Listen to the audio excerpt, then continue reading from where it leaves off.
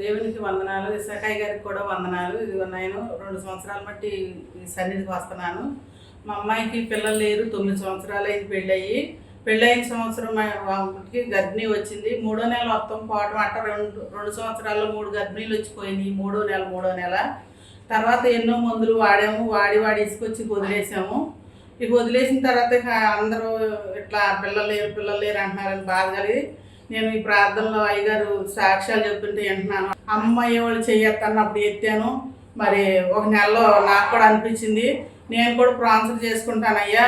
మా పాపకు కూడా గర్భిణీ వస్తే మా అబ్బాయికి కూడా ఉద్యోగం పర్మనెంట్ అవ్వలేదు. 10 సంవత్సరాల మట్టి చేస్తున్నాడు. మా అబ్బాయికి పర్మనెంట్ అయ్యి మా అమ్మాయికి గర్భిణీ వస్తే నేను ప్రాన్సర్ చేసుకుంటాను అనుకున్నాను. అలాగే చేశానండి. 3 ప్రాన్సర్లు చేశాను ఒకసారి. చేసినాక 2వ నెలలోనే అమ్మాయి నీలోసుకున్న దేవుని స్తోత్రం అనుకుని అప్పటి నుంచి ప్రార్థన మారకుండా వస్తున్నాను. అలాగే బాబు తల్లి బిడ్డ స్నేహంగా ఉన్నారు.